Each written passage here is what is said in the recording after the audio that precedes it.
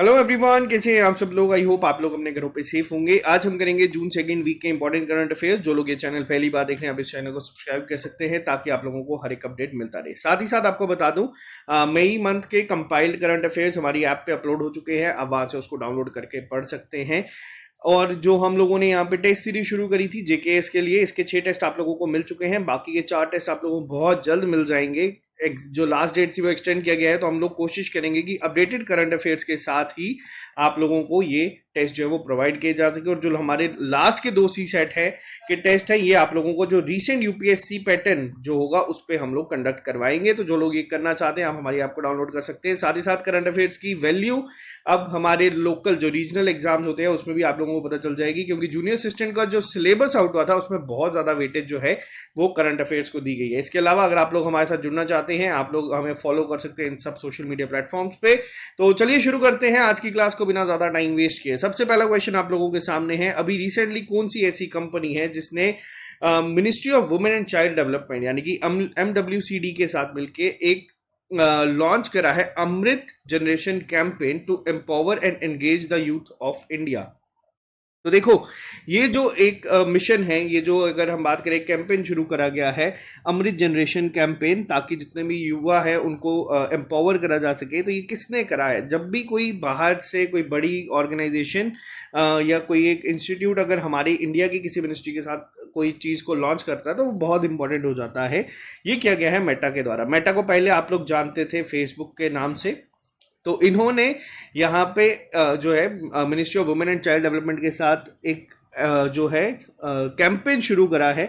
अब अगर मैं यहाँ पे बात करूँ इस कैंपेन में होगा क्या, इस कैंपेन में जो बच्चे हैं या जो युवा हैं 16 से 18 साल की उम्र के, उनको कोशिश की जाएगी कि उनके जो ड्रीम्स है या जो उनकी एस्पिरेशंस है फ्यूचर को लेके, उसमें इनको जो है इंगेज किया जाएगा। और ये जो है कैंपेन शुरू हो चुका है। अगर मैं बात करूं यहाँ पे MWCD यानी कि ministry of women and child development की, इसकी मिनिस्टर कौन है तो आप यहाँ पे देख सकते हैं स्मृति ईरानी यहाँ पे इनकी यूनियन मिनिस्टर है।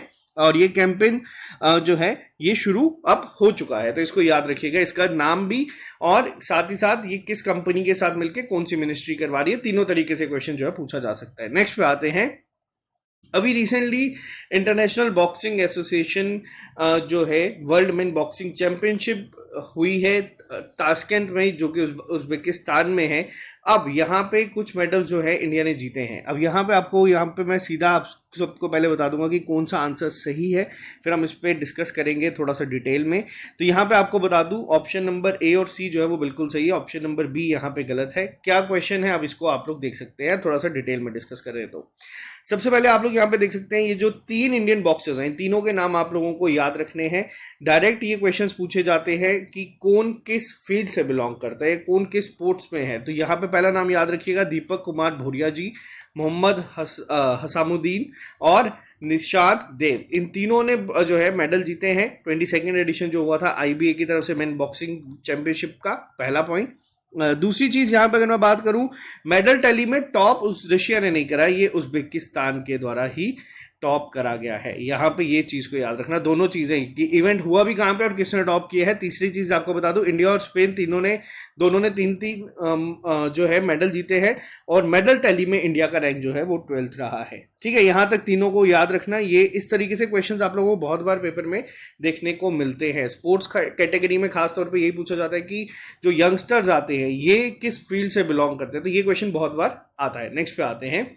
वर्ल्ड ब्रेन ट्यूमर डे जो कि 8 जून को मनाया गया था, इसकी थीम क्या थी? वर्ल्ड ब्रेन ट्यूमर डे 8 जून को मनाया जाता है, हर साल ये मनाया जाता है।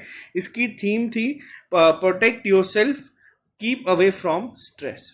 बहुत इंपॉर्टेंट है और ये आप लोगों के लिए भी एक मैसेज है, जितने भी लोग हमारे साथ जुड़े हैं। अगर आप लोग आज किसी स्ट्रगलिंग फेज में, अगर एग्जाम्स की तैयारी कर रहे नहीं हो पा रहा, तो तब भी आपको बता दूं ये सिर्फ एक फेज है, लाइफ इससे बहुत बड़ी है। ये चीज़ें अपने साथ टाइम लेके कंप्लीट हो ही जाएंगी। तो फिलहाल जितना स्ट्रेस से दूर रह सकते हैं, जितना आप अपने आप को किसी और एक्टिविटी में भी बिजी कर सकते हैं, उतना आप करिएगा। और ये थीम को याद रखिएगा, साथ ही साथ आप लोग ये भी याद रखिएगा ये मनाया कब जाता है। नेक्स्ट पे आते हैं। पहला एडिशन। अब देखो यहाँ पे ये जो न्यूज़ है इसको आप मोस्ट इंपॉर्टेंट मार्क कर सकते हैं।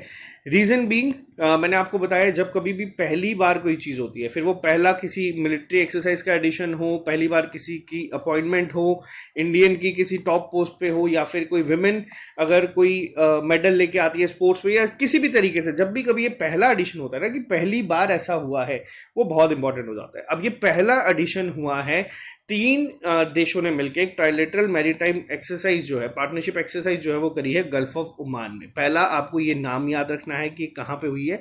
अब ये 3 देश कौन से थे? ये 3 थे आपके इंडिया, फ्रांस और आपका यूएई। तीनों को आप लोग याद रखिएगा। इसका आंसर ऑप्शन नंबर सेकंड। इसी तरीके से क्वेश्चन फ्रेम होते हैं। साथ ही साथ ये भी पूछा जा सकता है कि ये जगह कहाँ पे किया गया है। एक डिटेल में जब ये चीज़ें होती है, जैसे जिस दिन ये हुआ था, हम लोग हमारे इंस्टाग्राम पे अपलोड कर देते हैं। आप लोग हमें वहाँ पे भी फॉलो कर सकते हैं। SSS क्लासेस आप लोग सर्च करिएगा, आपको वहाँ पे ये डे टू डे जो करंट इवेंट्स है वहाँ पे देखने को मिल जाते हैं। इंडिया की तरफ से किसने पार्टिसिपेट किया था याद से? तो इंडिया की तरफ से यहाँ पे किया गया था INS तरकश के द्वारा। आजकल ये क्वेश्चन जो है बैंकिंग एग्जाम्स में कई बार वो थोड़ा डिटेल में चले जाते हैं ज़्यादा, तो वो पूछते हैं, तो इसको याद रखिएगा। INS तरकश ने इंडिया की तरफ से यहाँ पे पार्टिसिपेट करा था इस मैरीटाइम पार्टनरशिप एक्सरसाइज में। नेक्स्ट पे आते हैं, organisation for economic cooperation and development economic outlook के द्वारा एक मार्जिनली इंक्रीज इंडिया की GDP ग्रोथ फॉरकास्ट करी गई है। तो फॉर कितने परसेंट तक करी गई है इस 2023-24 के जो फाइनेंशियल ईयर में है, जो कि पहले जो प्रोजेक्शन थी वो सिर्फ 5.9% थी। अब यहाँ पे OECD के द्वारा जो ये आप लोगों को आइडिया होगा कि पेपर जो रिसेंटली कंडक्ट करवाए गए थे उसमें बहुत जगह ये पूछा गया था कि वर्ल्ड बैंक ने कितनी करी है, IMF ने कितनी करी है। तो वैसे ही जो ये करंट डेटा आ रहा है तो ये आपको याद रखना है। अब ये अगर मैं बात करूं फाइनेंशियल ईयर 2024 की पूछी गई है यहाँ पे, तो फाइनेंशियल ईयर 24 की करी गई है यहाँ पे 6%, 5.9 से बढ़ा दी गई है। और अगर मैं फाइनेंशियल ईयर 23 की बात करूं तो वो है 7.2%। इसका आंसर हो जाएगा आपका ऑप्शन नंबर थर्ड। अब यहाँ पे बहुत सारे देश जब रिसेशन की तरफ जा रहे हैं, उसके बावजूद इंडिया जो है वो कॉन्टिन्यूसली इंडिया की जो GDP ग्रोथ है उसको इंक्रीज फॉरकास्ट करा जा रहा है, जो कि काफ़ी अच्छी न्यूज़ है यहाँ पे जितने भी इंडियंस हैं उन सबके लिए। नेक्स्ट पे आते हैं, which organization NGO has recently signed a new and revised strategy framework for collaboration with World Health Organization to build stronger healthcare system? तो देखो यहाँ पे WHO ने यहाँ पे एक साइन करा है, नई रिवाइज स्ट्रेटेजिक फ्रेमवर्क करने की कोशिश करी है ताकि जो एक हेल्थ सिस्टम है अक्रॉस ग्लोब इसको जो है स्ट्रॉन्ग किया जा सके। तो ये किसके साथ करा गया है? तो यहाँ पे मैं आपको बता दूं, ये इन्होंने करा है ग्लोबल फंड के साथ मिलके। अब ग्लोबल फंड और WHO जो है वो मिलके जो है कोशिश करें कि एड्स को लेके किस तरीके से, एड्स मेन जो यहाँ पे है फ्रेमवर्क बनाने की बात की गई है वो है एड्स, TB और मलेरिया को लेके। यहाँ पे इन तीनों को लेके जो है कोशिश की जाएगी कि एक नई और रिवाइज स्ट्रेटेजिक फ्रेमवर्क जो है वो बनाया जाए, कोलैबोरेशन करके यहाँ पे इन चीज़ों को लेके आने की बात की जाएगी। तो ये ग्लोबल फंड ने किया है WHO के साथ। नेक्स्ट पे आते हैं हम लोग, कौन से ऐसे इंस्टीट्यूशंस हैं या ऑटोनोमस बॉडीज है ministry of agriculture and farmer welfare की, जिसने रिसेंटली एक MOU साइन करा है अमेजॉन किसान के साथ, ताकि वो प्रोवाइड करेंगे एक technological support to the farmers. तो देखो यहाँ पे ये जो टेक्नोलॉजिकल सपोर्ट है ये कौन देगा? ये देगा ICAR यानी कि Indian council of agriculture research. यहाँ पे इन्होंने एक MOU साइन किया है। किसके साथ किया है? ये किया है अमेजॉन किसान के साथ। ये सबसे ज़्यादा इंपॉर्टेंट है ये नाम। जैसे मैंने आपको स्टार्टिंग में बताया, मेटा आप लोगों ने देखा कि वो women and child health care के चाइल्ड के साथ मिनिस्ट्री के साथ मिलके काम कर रहा है, वैसे ही अमेजॉन किसान और ICAR जो है वो मिलके क्या करेंगे, कोशिश करेंगे कि एक नया ऐसा वेलफेयर बना दें यहाँ पे जो काम करेगा फार्मर्स को टेक्नोलॉजिकल सपोर्ट देने के लिए। तो यहाँ पे इसको याद रखिएगा, ठीक है। ICAR की फुल फॉर्म भी आप लोगों को पता होनी चाहिए। साथ ही साथ अगर मैं बात करूं नेक्स्ट क्वेश्चन के ऊपर, ये भी आपका आज का मोस्ट इंपॉर्टेंट क्वेश्चन में आएगा, ये पेपर में आपको देखने को मिलेगा। दुनिया की सबसे ज्यादा powerful largest and fastest wind tunnel जो है JF 2022 ये कंस्ट्रक्ट कर दी गई है, ये किस सिटी में करी गई है? तो देखो जिस भी इस तरीके के क्वेश्चंस होते हैं ये आपके साइंस एंड टेक में आते हैं, ठीक है, साइंस एंड टेक्नोलॉजी या फिर जो जर्नल अभी आप लोगों का चलता है सारा, साइंस एंड टेक्नोलॉजी भी अलग अलग तरीके से होती है। एक इसमें आपकी स्पेस एंड टेक्नोलॉजी आ जाती है, एक इसमें डिफेंस एंड टेक्नोलॉजी आ जाती है। अब यहाँ पे ये जो क्वेश्चन है ये बहुत इंपॉर्टेंट होगा, किसने बनाई है ये, आपको इसका नाम भी याद रखना है। JF2022 ये बनाई गई है चाइना के द्वारा। चाइना में कहाँ पे ये बनाई गई है? बीजिंग में। बहुत ही ज़्यादा इंपॉर्टेंट होगा ये क्वेश्चन आपको किसी ना किसी एग्जाम में जरूर देखने को मिलेगा, क्योंकि दुनिया की सबसे पावरफुल और लार्जेस्ट और फास्टेस्ट विंड टनल ये बनाई गई है। नेक्स्ट पे आते हैं, वर्ल्ड एक्रीडेशन डे 2023 का मनाया जाता है अक्रॉस द ग्लोब। किस दिन ये मनाया जाता है? हर साल 9 जून के दिन। इसकी थीम क्या थी? इसकी थीम थी accreditation supporting the future of global trade. तो थीम को भी साथ साथ में याद रखिएगा, क्योंकि जो आपके एग्जाम 1-2 महीने के अंदर अंदर है उनमें ये क्वेश्चन आने के चांसेस बहुत बढ़ जाते हैं। ठीक है, तो इनको थोड़ा सा ध्यान में रखिएगा। नेक्स्ट पे आते हैं, union minister of ports, shipping and waterways and Ayush Sarbananda Sonowal ji ने रिसेंटली फ्लैग ऑफ करा है इंडिया का पहला made in international cruise vessel MV express. ये कहाँ से, एम्प्रेस सॉरी, ये कहाँ पे किया है? चेन्नई तमिलनाडु से कहाँ तक, यानी कि किस कंट्री तक किया जाएगा? ये जो MV एम्प्रेस है ये जाएगा चेन्नई से श्रीलंका। ठीक है, तो ये पहला आंसर तो इसका आप लोग याद रखिएगा। साथ ही साथ यहाँ पे याद रखना ये पहली बार ऐसा बनाया गया और इंडिया का made in international cruise vessel है, तो इसका नाम भी आपको पता होना चाहिए। इसका नाम है MV एम्प्रेस। एम्प्रेस है ऑप्शन में, अगर आपको MV एक्सप्रेस या MV एम्प्रेस दे दिया जाएगा तो कंफ्यूज नहीं होना, थोड़ा सा आराम से आंसर मार करिएगा। आजकल एग्जामिनर क्वेश्चंस को बहुत ही ज्यादा, ऑप्शंस को खासतौर पर बहुत ज्यादा ऐसा रखते हैं कि इंसान 1 मिनट के लिए सोच में पड़ जाएगा कि क्या आंसर होगा। नेक्स्ट पे आते हैं, कौन सी कंपनी ऐसी है जिसने रिसेंटली साइन करा है कॉन्ट्रैक्ट इंडियन आर्मी के साथ for the indigenously developed tactical land, यानी कि local area network radio to provide reliable and interference free communication. तो देखो यहाँ पे ये जो है किसके द्वारा किया गया है? तो ये किया गया है एस्ट्रोम टेक्नोलॉजीज प्राइवेट लिमिटेड के द्वारा। अब होगा क्या, यहाँ पे कोशिश की जा रही है कि इंडियन आर्मी के लिए खास तौर पे एक इस तरीके का इंडिजिनसली डेवलप्ड। अब यहाँ पे इंडिजिनसली का क्या मतलब है? ये वो है जिसमें हम लोग खुद बनाते हैं, सारी टेक्नोलॉजी हमारी है, सारे इंजीनियर्स हमारे हैं, हर एक चीज़ हम लोग खुद करेंगे, जिसमें बाहर से कोई भी इन्वॉल्व ना हो। और कल को, क्योंकि इंडियन आर्मी के बीच में जो भी चीज़ें आपस में इंटरेक्ट होता है या यहाँ से कहीं पे मैसेज जाते हैं, ये बहुत ही ज़्यादा कॉन्फिडेंशियल होते हैं। और इसको बनाने के लिए टेक्टिकल लैन यानी कि लैंड रेडियो सिस्टम बनाने के लिए जो है एस्ट्रोम टेक प्राइवेट लिमिटेड के साथ एक कॉन्ट्रैक्ट साइन किया गया है। तो ये नाम याद रखिएगा। ठीक है, अब ये जो फर्म है ये कहाँ की बेस्ड है? ये कर्नाटका बेस्ड है, तो ये यहाँ पे हेल्प करेगी ये बनाने के लिए। और ये दूसरा जो है कॉन्ट्रैक्ट दिया गया है यहाँ पे, किसके अंडर ये सब चीज़ें हो रही है? ये हो रही है आपकी मेक इन इंडिया के अंदर। अब ये भी याद रखना। और इंडिजिनसली की जब बात होती है, इंडिजिनसली में INS विक्रांत का नाम मैं आपको हर बार बताता हूँ, क्योंकि ये पूछा जाता है और बहुत बार पूछा जा चुका है ऑलरेडी। ये हम लोगों ने एयरक्राफ्ट कैरियर बनाए हैं। और जैसे मैंने क्रूज शिप की बात करी, अगर मैं आपको बताऊं क्रूज मिसाइल का, तो वो है निर्भया। ठीक है, ये भी याद रखिएगा। निर्भया क्रूज मिसाइल भी इंडिजिनसली डेवलप्ड है, हम लोगों ने खुद बनाई है बिना किसी की हेल्प के। नेक्स्ट पे आते हैं हम लोग, ammunition come torpedo come missile ACTCM barge of the series LSAM 15 Yard 125 was delivered to Indian Army at the Naval Armament Depot कारंजा। ये कहाँ पे है? तो देखो कारंजा जो जगह है ये आपकी मुंबई में है, यहाँ पे ये दी गई है। इसके साथ साथ आपको एक और चीज़ याद रखनी है, ये जो ACTCM बनाए गए हैं यहाँ पे इसको। और एक और, अगर नेवी की बात हो रही है, मैं आपको एक और चीज़ बता देता हूँ। अभी यहाँ पे एक और मिशन जो है नेवी के द्वारा शुरू करा गया है, उसका नाम क्या है वो भी आपको याद रखना है। ये जो इवेंट है ये शुरू किया गया है जूले लद्दाख।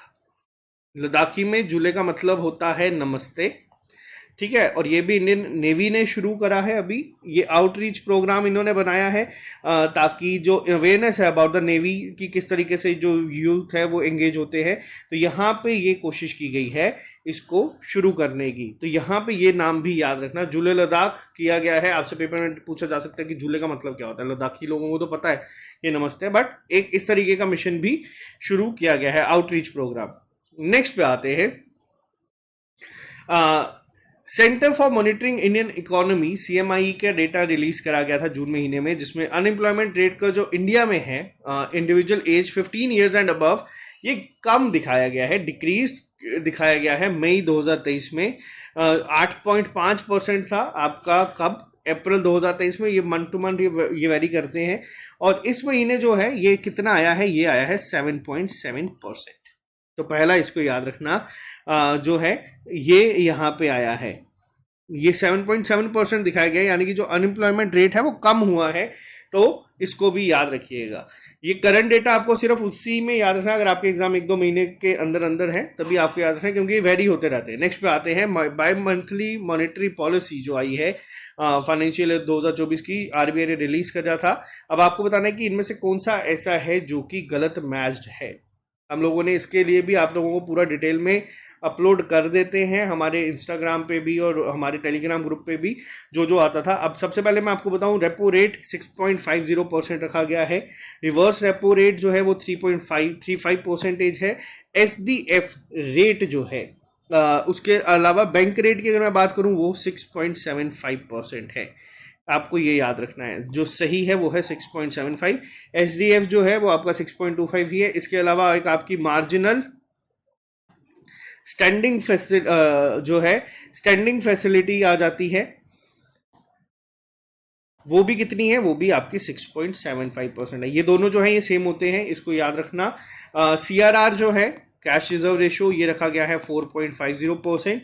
एसएलआर जो है ये है 18%। अब सेम ये चीज़ है, ये बाई मंथली है, यानी कि हर 2 महीने बाद आरबीआई एक पॉलिसी निकालता है जिसमें किस तरीके से ये इंडिकेट करता है कि महंगाई कितनी चल रही है, किस तरीके से कंट्रोल किया जा सकता है। जब भी आपका रेपो रेट फिक्स चल रहा है, मान लीजिए ज़्यादा इसमें चेंजेस नहीं हो रहे, तो ये आपको डेटा याद रखना है। खास तौर पे किनको याद रखना है, जो कि बैंकिंग एग्जाम्स देने की सोच रहे हो। अगर आपका पेपर मान लो जल्दी ही है तो आपको ये पेपर में पूछा जाएगा, अगर 2-3 महीने बाद है तो आपको नई वाली याद रखनी है। ये चेंज होती रहती है, तो बट आप इसके साथ अपडेटेड रहेंगे तो आपको याद रखना ज़्यादा आसान रहेगा।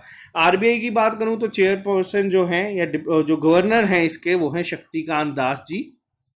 ठीक है, 4 डेप्यूटी गवर्नर्स होते हैं, ये मैंने आपको बहुत बार बताया है। एस्टेब्लिश कब हुआ था आरबीआई? आरबीआई एस्टेब्लिश हुआ था 1 अप्रैल 1935 में। ठीक है, नेक्स्ट पे आते हैं। चलिए, अभी रिसेंटली डायरेक्टर जनरल बनाए गए हैं बॉर्डर सिक्योरिटी फोर्सेस के, बीएसएफ के। इनका नाम क्या है? बीएसएफ के जो डायरेक्टर जनरल बनाए गए हैं इनका नाम है नितिन अग्रवाल। अब इंपॉर्टेंट अपॉइंटमेंट्स में ये पूछा जाता है तो इसको याद रखिएगा। और आज का सबसे इंपॉर्टेंट क्वेश्चन ये भी है, क्योंकि स्पोर्ट्स का रिलेटेड क्वेश्चन आएगा। वर्ल्ड टेस्ट चैंपियनशिप रिसेंटली अगस्त में हुई थी, जो अगस्त 2021 में शुरू हुई थी और जिसका फाइनल अभी रिसेंटली इंडिया हारा है। तो यहाँ पे इसको याद रखनी होगी हर एक चीज़ को। जो जो क्वेश्चन यहाँ से बन सकते हैं उसको हम लोगों ने इसी में ही डिस्कस कर दिया है। इनकरेक्ट पूछा गया है यहाँ पे, क्या है? तो इनकरेक्ट यहाँ पे आपको बता दूं, ऑप्शन नंबर 2 है। ऑस्ट्रेलिया पहली ऐसी टीम बनी है जिसने सारे के सारे जीते हैं, और ये लेकिन 7 टाइप नहीं है, ये टोटल ऑस्ट्रेलिया 9 बार जो है आईसीसी ट्रॉफीज जीत चुकी है, और सबसे ज़्यादा, बहुत ज़्यादा यहाँ पे अगर हम बात करें लीड है। इसके अलावा ऑस्ट्रेलिया की जो टीम के कैप्टन थे वो पैट कमिंस थे, इन्होंने इंडियन टीम को हराया जिसके कैप्टन रोहित शर्मा थे, 209 रन से हराया है। यहाँ पे एक बहुत बड़ी हार यहाँ पे इंडियन टीम की हुई थी। इसके अलावा ऑस्ट्रेलिया के जो लेफ्ट हैंड बैट्समैन है ट्रेविस हेड, ये पहले बैट्समैन ऐसे बने थे जिन्होंने सेंचुरी बनाई है वर्ल्ड टेस्ट चैंपियनशिप में के फाइनल में। Virat Kohli highest run scorer बन चुके हैं वर्ल्ड टेस्ट चैंपियनशिप के 2021-23 के साइकिल के। तो बस आपको इतना ही डेटा याद रखना है। बट इसमें अगर क्वेश्चन पूछा जाएगा तो सीधा यही पूछा जाएगा कि ये जीता किसने है, तो ये जीता है ऑस्ट्रेलिया ने। अब होमवर्क लिख लीजिए, आपको बताना है कि इसका मैच जो हुआ था फाइनल, ये हुआ कहाँ पे था, किस ग्राउंड में ये मैच, फाइनल मैच को खेला गया था। ये आप लोगों का होमवर्क है। ठीक है, नेक्स्ट पे चलते हैं हम लोग। नेक्स्ट क्वेश्चन के ऊपर बात करते हैं। United nation world day against child labour 2023 को ऑब्जर्व करा जाता है अक्रॉस द वर्ल्ड 12 जून के दिन। हर साल 12 जून को ये मनाया जाता है, लेकिन इसकी इस बार की थीम क्या थी? तो देखो, इस बार इसकी थीम थी social justice for all and child labour. तो यहाँ पे इसकी थीम को भी याद रखना और ये भी याद रखना है कि ये मनाया कब गया है। तो ये दोनों चीज़ें आपको एग्जाम में पूछी जाती हैं। अगर मैं यहाँ पे बात करूँ इंटरनेशनल लेबर ऑर्गेनाइजेशन की, तो आईएलओ का हेडक्वार्टर कहाँ पे है? ये भी आपका जिनीवा में है, जिनीवा स्विट्जरलैंड में। कब बनाया गया था? ये 1919 में बनाया गया था। 1919 यानी कि वर्ल्ड वॉर सेकेंड से पहले बनाया गया था। बहुत सारे इंस्टीट्यूशंस जो है वो वर्ल्ड वॉर सेकेंड के बाद बनाए गए थे, लेकिन ये काफ़ी पहले से चलता आ रहा है, तो इसको आप लोग याद रखना। पहली बार ये दिन कब ऑब्जर्व करा गया था? तो ये पहली बार बनाया गया था 12 जून 2002 2002 में, 2002 में ये पहली बार बनाया गया था, तो 21वां एडिशन था इसका। नेक्स्ट पे आते हैं हम लोग, एक्सरसाइज इक्विवेलेंट। ये क्वेश्चन भी बहुत इंपॉर्टेंट है, मिलिट्री एक्सरसाइजेज शुरू हो चुकी हैं। 12वीं बायलैटरल एक्सरसाइज थी ये, जॉइंट मिलिट्री एक्सरसाइज इंडिया और मालदीव्स के बीच में। ठीक है, कहाँ पे हुई है? ये हुई है चोबिता में, चौबाटिया में, जो कि उत्तराखंड में है। बहुत इंपॉर्टेंट है ये मिलिट्री एक्सरसाइजेस। एक्वेरियन की अगर बात करूं तो एक्वेरियन होता क्या है, इसका मतलब होता है फ्रेंड, तो ये भी याद रखिएगा। यहाँ पे ये मालदीवियन वर्ड है, तो ये दोनों पॉइंट आपको याद रखने हैं। मालदीव्स के साथ हम लोगों ने करी है एक्वेरियन एक्सरसाइज, जो जो शुरू हो चुकी हैं, अब ये आपको पेपर्स में आना देखने को मिलना शुरू हो जाएगी। नेक्स्ट पे आते हैं, 2023 का जो एडिशन है global 2000 list of public companies publish किया गया था जो फोर्ब्स के द्वारा जून 2023 में। रिलायंस इंडस्ट्रीज ने 8 स्पॉट को जो क्लाइम करते हुए क्या रैंक रखा है इस लिस्ट में। देखो, जो ग्लोबल, जो दुनिया की 2000 टॉप कंपनीज होती हैं, उनमें रिलायंस पिछली बार से इम्प्रूव करा है। रिलायंस ने 8 पॉइंट्स की जंप करी है। अभी की डेट में इनका रैंक जो है वो 45th हो चुका है। अगर आपसे पूछा जाएगा कि दुनिया की टॉप मोस्ट कंपनी कौन सी है, ठीक है, तो रैंक 1 पे कौन सी कंपनी है, अगर आपसे कभी ये पूछा जाएगा, तो यहाँ पे आप लोगों को याद रखना है। एक और चीज़ यहाँ पे मैं आपको बता दूं, रिलायंस के इस समय जो हेड हैं वो कौन है, आप लोगों का पहले तो होमवर्क लिख लीजिएगा। यहाँ पे आपको ये भी मत बताना है। साथ ही साथ ये जो इवेंट होते हैं, ग्लोबल 2000 लिस्ट आती है, जैसे ये बहुत वेरी करते हैं। जैसे मोस्ट वैल्यूएबल ब्रांड में कोई और टॉप पे होगा, यहाँ पे इन चीज़ों में आपको कंफ्यूजन जो है वो क्रिएट नहीं करनी है। और अगर बात करूँ रैंक फर्स्ट पे, तो वो है जेपी मॉर्गन का। ठीक है, जेपी मॉर्गन जो है वो पहले रैंक पे रहा है। नेक्स्ट पे आते हैं, कौन सा बैंक ऐसा है जिसने रिसेंटली रिकॉग्नाइज करा है with outstanding digital CX awards. 6 digital CX award ये जो हुए थे small medium enterprises loan category में, तो ये जो अवार्ड दिया गया है, ये अवार्ड मिला है साउथ इंडियन बैंक को। साउथ इंडियन बैंक को रिसेंटली इस अवार्ड से सम्मानित करा गया है। अभी कौन से ऐसे इंडियन क्रिकेटर हैं जिनको रिसेंटली अपॉइंट करा गया है brand ambassador Exter by Hyundai motor India limited, HMIL के द्वारा। आप लोग यहाँ पे भी देख सकते हैं, हार्दिक पांड्या को किया गया है। हार्दिक पांड्या IPL खेलते हैं गुजरात टाइटन की तरफ से। इस बार फाइनल में गुजरात टाइटन हार गई थी CSK से, लेकिन पिछली बार इन्होंने जीता था, तो ये नाम भी याद रखिएगा।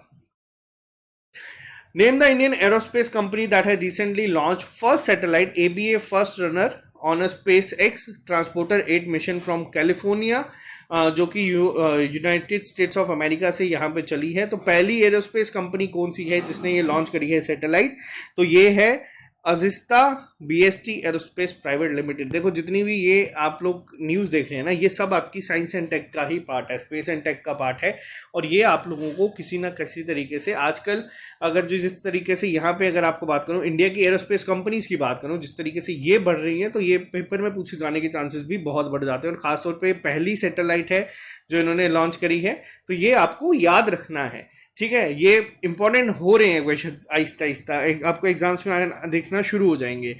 Women junior hockey team India की जो थी, उन्होंने 4 टाइम की जो चैंपियन टीम थी उसको हराया है, और पहला विमेन जूनियर एशिया कप जीता है टाइटल। अब यहाँ पे आप लोग खुद अगर करंट अफेयर मेरे साथ पढ़ रहे हैं तो आप लोगों को आइडिया हो जाएगा ये क्वेश्चन कितना इंपॉर्टेंट है। ये पहली बार जीता है, साथ में इसमें वुमेन टीम ने जीता है, ठीक है, और एशिया कप है, यहाँ पे एक बड़ा इवेंट है, हॉकी में जीता। और हराया किसको है? जो 4 टाइम की चैंपियन थी टीम, साउथ कोरिया को यहाँ पे हराया। तो ये चीज याद रखना, ये पक्का आपको देखने को मिलेगा।